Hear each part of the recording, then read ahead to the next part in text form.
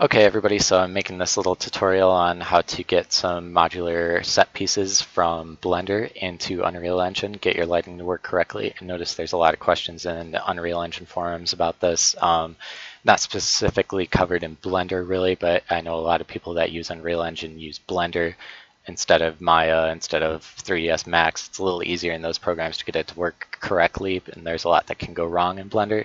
So we're just going to start from the very beginning. We're just going to make some walls and floors really simple. In this tutorial, we're going to start in Blender and we're going to move into Unreal Engine, so make sure that you have both of those programs downloaded, and here we go. So you're going to open up Blender. It's going to look something like this. I have version 2.78. It's probably a little outdated by now, but it should work exactly the same as whatever's out there right now. It should look something like this when you start up. You're going to have a camera, a light, and a cube, but we don't need the camera or the light. We're going to want a cube, but I'm just going to get rid of the default one to start. So how are you going to do this? Press A, deselect everything, press A again, selects everything, X, delete that. Now you're going to add a cube, so press the spacebar, type cube, or do it whichever way that you see fit. We're going to open this little menu over here. You can press N to open that, to toggle that if you want to. Scroll down to where it says display, and we're going to make our grid a little bigger. It's 16 lines right now. Let's make it 64. And Blender's set up nicely, so every Blender unit, which is one of these grid lines, is going to correspond to one Unreal Engine unit, which is really nice for us. We don't need to change our grid at all for that.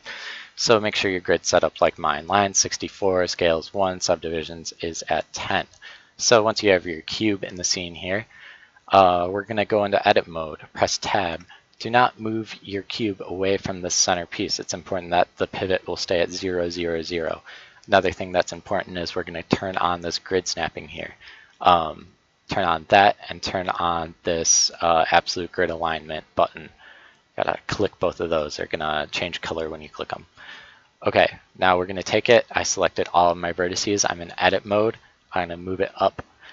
You notice that our pivot didn't change when I did that. So I'm gonna move it so the corner of it, the bottom left corner, is at 0, 0, 0. Everything else is just as it was, 1 unit wide. Well, I guess it's 2 units wide, 2 units tall right now. So what we're gonna do is border select. I press B to do that, and select the sides of the cube. If you want to make sure that you're selecting everything, you can turn on this. It turns it on transparent so you can see through your cube, so you know exactly what vertices you're selecting. Selecting those 4 vertices on the side, we're going to make it 3 units long.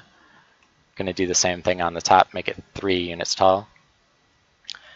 I'll go back into your grid spacing over here and change the scale from 1 to 0.2. This gives us a grid line every 20 Unreal Engine units once we're in Unreal Engine. So this can be our wall thickness.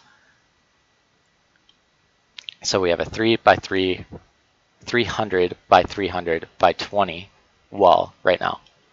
The way that this is going to render in Unreal Engine and the way that we're using it, we're going to switch into face edit mode, and we do not need these faces that are on the sides of this wall.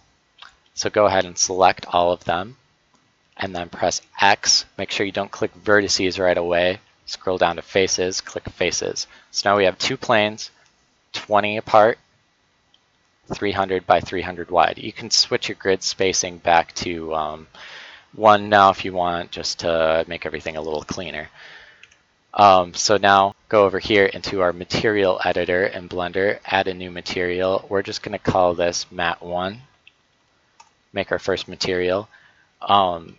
This is just to give us some default materials. When we get into Unreal Engine, we're going to want some materials so we can make the back face of this and the front face of this separate. So select the back face, and we're going to hit this little plus button. That's going to add a second material. You can make a new material, call this one Mat 2. You can turn it into object mode again. I'm going to pull up this window and I'm going to change this into our UV image editor. We're going to edit the UVs on this. And press A again.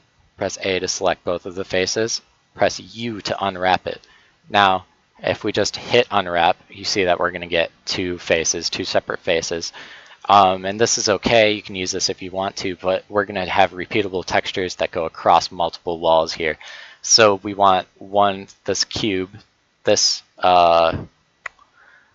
selection right here, to fill up this entire UV space. So as you can see, it doesn't fill up the entire space. Select the whole thing, go back into unwrap. Let's look at our unwrapping options. So we have project from view, bounds. That's going to do the bounds of it, and you see we're at slightly a like isometric view. I guess it is an isometric perspective view on this, so it's not exactly what you want. So go to your number pad on your keyboard, press 3 or press Control 3 to actually get the front of it. And now press 5. That's going to give you an isometric view now of it, and you can see that this is not in a perspective mode. So we can press U and unwrap with bounds. It gives us both of our faces exactly how they should be. Although our front face is mapped correctly forwards, this one is mirrored backwards. So we're going to have to flip that. Going to make sure that the back is selected in our UV editor as well. The only things that show up in the UV editor is what you actually have selected in Blender. So you can see our front is mapped here, and then that shows up there. And then if we click on our back, that's what we want. So if it isn't selected, press A to select all of those. You're going to go to UVs, mirror, and you're going to mirror it on the y-axis that we're going to want to mirror this on, just to flip it. If we had a little image on here, now this would be facing correctly left to right. This would also be left to right. So now we have this wall, we have two materials on it. We have one UV map, which is correctly displaying all of our textures for this. What we're going to need is a second UV map. Go into this little 3 dots connected. It looks like a little polygon here. Under UV maps, you can see that you have one UV map. You can name it something. I'm going to name it texture. We're going to add a second UV map. This one is our light map. It's actually our light map reference because we're going to let Unreal Engine figure out the spacing for it correctly and everything, and all we're going to do is a basic light map unwrap on this texture map. So if you see, if I'm selected in object mode and I hit tab now, it's going to show me that I have UVs here under our texture and under our light map. They're both the same, but we need them to be different. So make sure this is selected under light map, press a U again, and click light map pack. Now there's a lot of settings here, but this will be quick and easy, so we're just going to leave all the settings the same. Make sure all of your faces are selected, press OK. And you see that these are rectangles now. You're like, oh, well, that's not right. That's going to stretch my texture. Well, it won't really, because light maps are just for getting the maximum amount of resolution that you can on each side.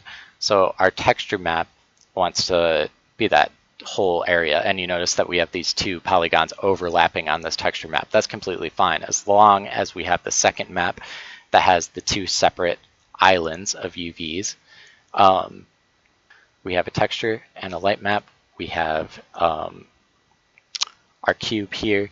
I'm going to go ahead in this little box thing and name this wall.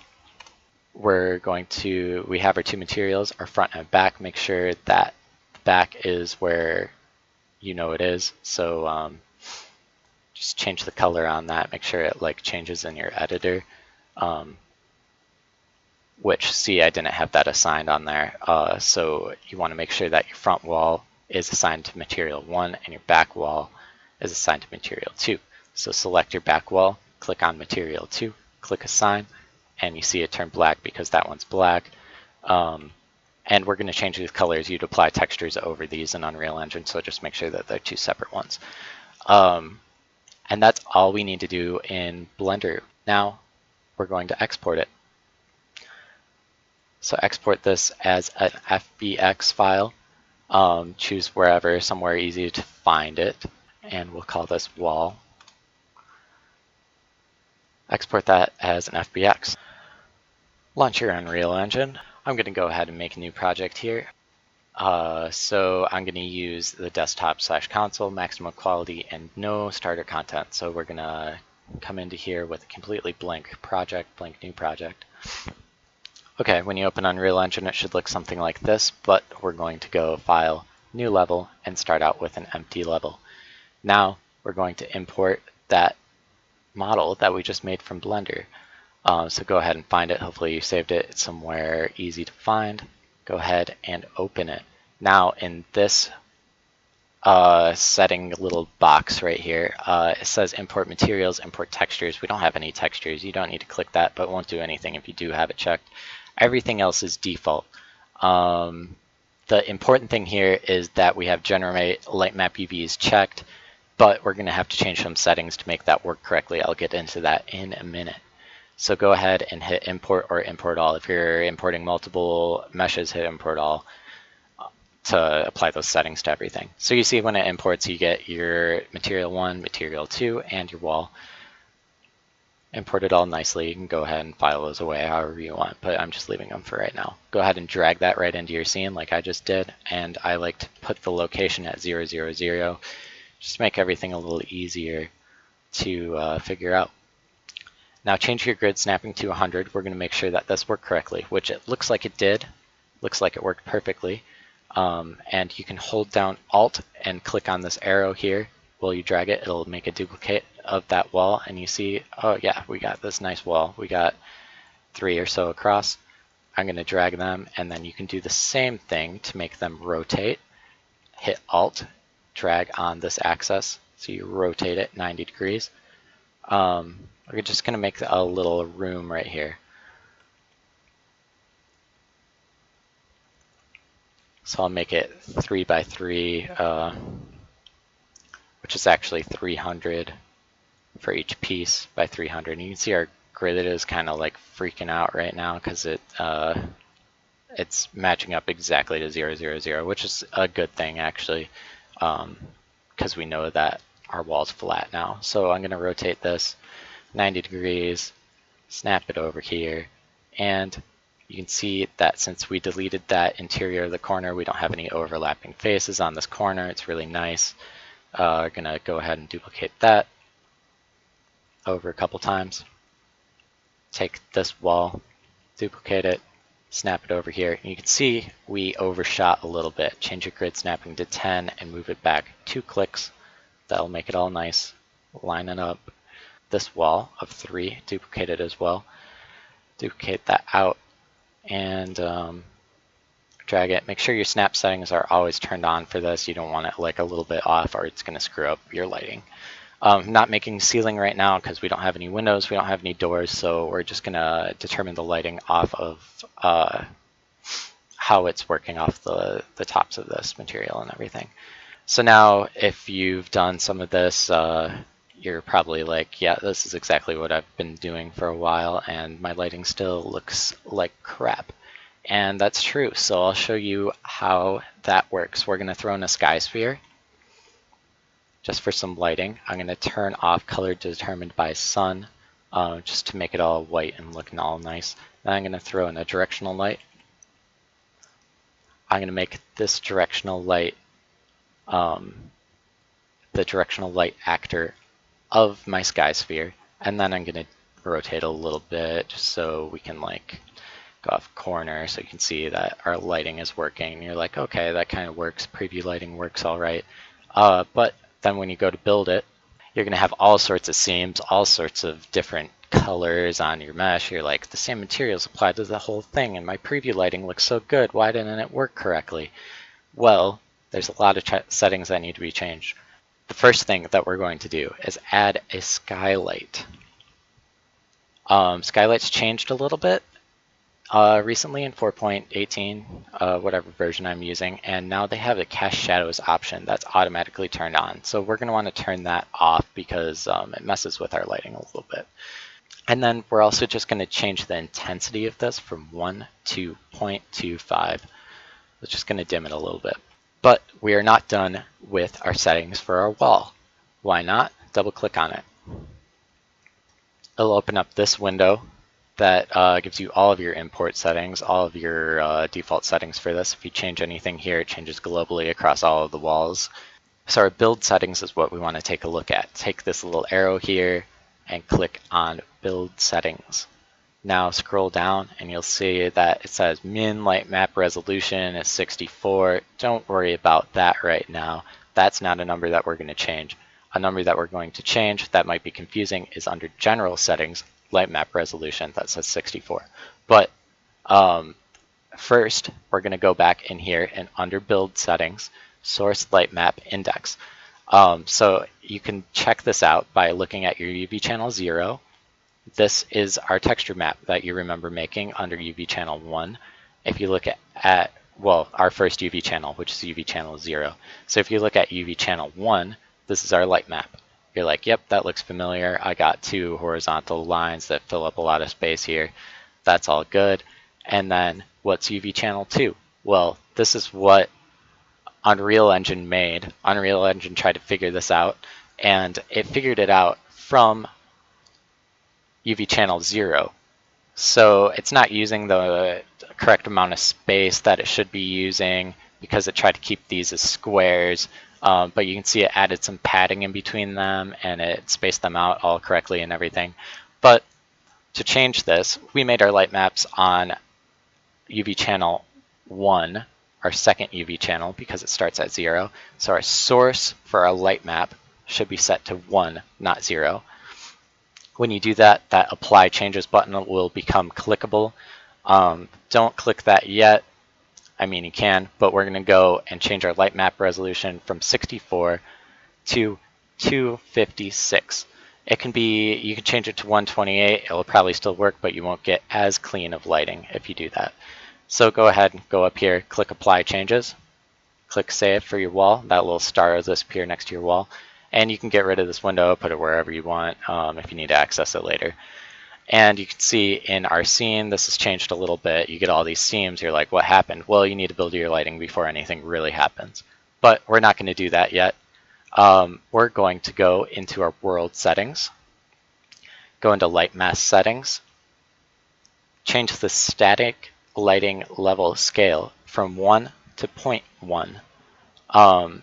And now these settings are what might change the amount of time it takes to build your scene. It might change the way that it runs your game. If you have a very large game, you might not be able to max out these settings as much as we're going to do in this tutorial, but this is just to show you how to get good lighting in, say, like an architectural render or a small scene that you're trying to get some good renders out of. So we're going to max things out right now. I'll tell you some minimum values you can keep things at. Like when we change that other value to 256, that could be 128, could be 64, but we're going to get best lighting if we max it out to 256. Indirect lighting bounces. We're going to change this from 3 to 10, which is kind of a lot. Our indirect lighting quality right now is 1. We're going to boost that up to 4. And a lot of people say to move this smoothness from 1 down to 0.65 or somewhere around there. I am just going to keep it at 1 for right now because I think it works better. It doesn't make your walls like get this weird ambient occlusion look to them. It makes your walls look a little dirty if you drop it. The last thing we're going to do is, see this? It's not matching up. Our shadow isn't matching up with where this line is. And why is that? Because it's casting the shadow from where this wall is. Because remember, we don't have anything on the top of this wall. It doesn't know to calculate that. And this is a back face of this wall. So it's just casting the shadow off of here. You can't blame the engine for that. So what we're going to do is open up our material 1 and our material 2.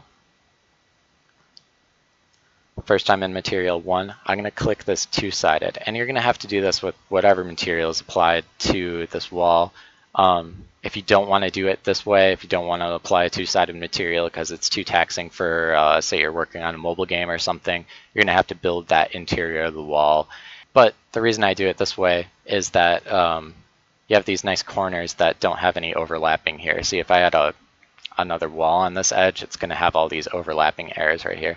So I changed that to two-sided, and I hit apply here, and you can save it if you want to get rid of that little asterisk there. open your material 2, do the same thing, two-sided, apply, and save.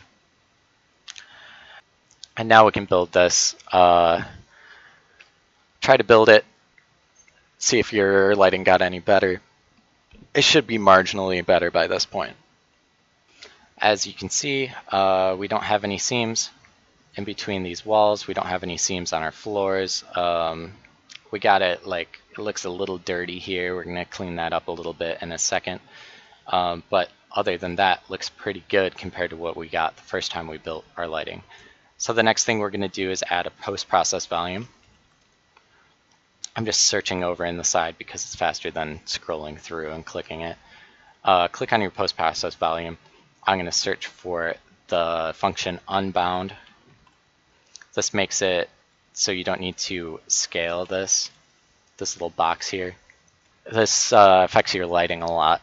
So what you want to do is search for auto. This pulls up your auto exposure. This is where if in Unreal Engine you like go into a cave, it like automatically brightens up the scene for you. We don't want any of that because we're just working on making our lighting like work correctly from a normal standpoint. You can change this later to make your level work however you want. I'm going to check mark both of these boxes, min and max brightness, and change them both to 1. So you can see how that brightened up the scene a little bit there because it's not trying to calculate if it's so bright in the background that it kind of dimmed our scene for us right now. So that kind of fixed that for us. Also, Unreal Engine likes to bloom everything, and if you don't like bloom, you have to change this manually. This will be controlled by this bloom intensity, and you can see what bloom does if I do this. It has this little effect where it kind of blurs and brightens everything, and it's kind of the standard Unreal Engine look. Well, we're going to turn that off. So make sure that's clicked and drag it to 0.